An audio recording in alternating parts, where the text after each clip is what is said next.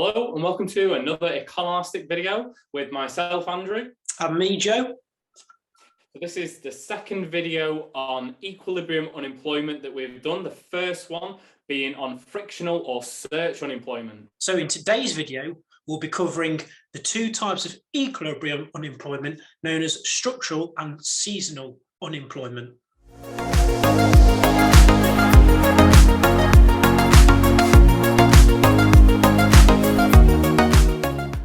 So structural employment occurs when employment in certain sectors or industries expands, and in other sectors and industries it contracts.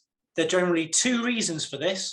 The first being changing the pattern of demand, where some industries experience declining demand over the time. This can be because of consumer taste changes and possible ethical reasons as well. It can also be caused by competition from other industries. So a current example that we've thought of that covers the change in consumer taste and competition from other industries is the transition we're seeing and experiencing from oil and fossil fuels to more renewable energy sources. So we can think of this from the car industry and the transition from petrol cars to lithium-ion battery cars. And we know, at least in the UK, that the government has set a target of 2030, by which point all cars produced beyond that point will be electric vehicles. So if they think of Andrew's example, the demand of oil would drop, and therefore an oil rig worker would become unemployed as they do not have the skills of a Tesla engineer, and therefore have a period of unemployment.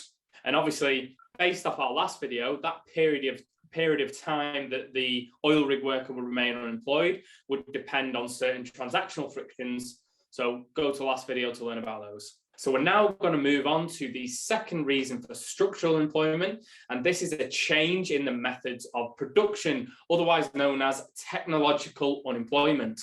So as technology and innovation improves over time, this normally leads to more efficient production methods. So in other words, companies are now able to achieve the same level of production with fewer workers. So you may hear this referred to as a labour-saving technological process. And the most infamous example, which you'll probably hear from lecturers or teachers or whoever, is the car production line, where we went from people manually making each part of the car to machines that bash the whole thing out in a lot shorter period of time. Those people became unemployed. And bash is a technical term as well. Logically then, unless output expands enough to absorb the now surplus labour, due to the technological advancements, people will become unemployed, otherwise known as technological unemployment. So an example of this is the rise of internet banking and mobile banking, which has meant that most retail banking branches have now closed, especially in small towns, and therefore the unemployment level of this area, this industry, has increased. So structural unemployment is often observed in different areas of the country at different times. This is due to the concentration of industries in them particular areas. So unsurprisingly, what Joe is talking about is referred to as regional unemployment. And we saw an example of this with the collapse of the South Wales coal mining industry, which caused high unemployment in a fairly concentrated region of the Welsh Valleys. So in recent years in the UK, there's been a lot of talk around Nissan, which is in the northeast, and Rolls-Royce, which is in Derbyshire. So if one of these companies were to shut down their production, it would cause massive regional unemployment in them areas. So we've covered some of the causes of structural employment. However, the level of structural employment depends on three factors. The first one being the degree of regional concentration of an industry. So as mentioned, take a company like Rolls-Royce. They would, if the aero industry declined, therefore Rolls-Royce would decline, Derbyshire would experience a massive unemployment rate. The second being the speed of change of demand and supply within the economy. So obviously, the more rapid the progress or uptake in the new technology, or the more rapid the shift in consumer taste, the more rapid the redundancies in those out of favour or now out of favour industries. The third reason is the immobility of labour. If workers are unwilling or unable to move in order to secure new employment, the level of structural employment will be greater. This refers to geographical immobility, which is a problem relating to regional unemployment. However, occupational immobility is related to technological unemployment, where your current skills are no longer required.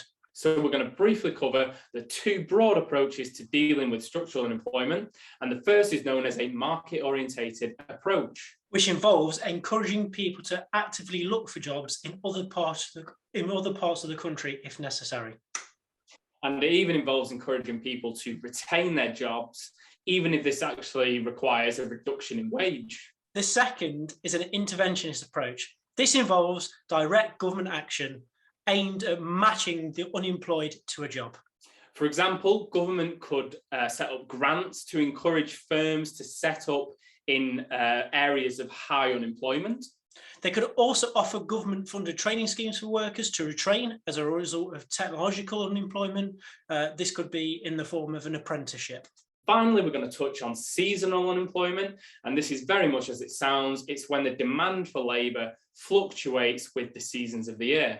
This is commonly observed in holiday destinations. So, for example, in this country, Cornwall will experience high unemployment during the winter months, as does many of the countries on the continent, Spain, Portugal, Italy, for example. And vice versa, ski resorts actually have a high unemployment during the summer months, because obviously people go there in the winter months. And the policies for tackling seasonal unemployment are actually very similar to the policies for tackling structural unemployment. Thanks for watching our Econolastic videos. Please check out our other YouTube videos on a range of economic topics. Don't forget to like and subscribe to the channel. Please also check out our website at econolastic.com. The link will be in the description for you. This is where you'll find our step-by-step dissertation writing guide, which is suitable not just for economics, but for a whole host of degree subjects. And it's where you can also book us personally for 2-to-1 tutoring sessions. See you in the next video.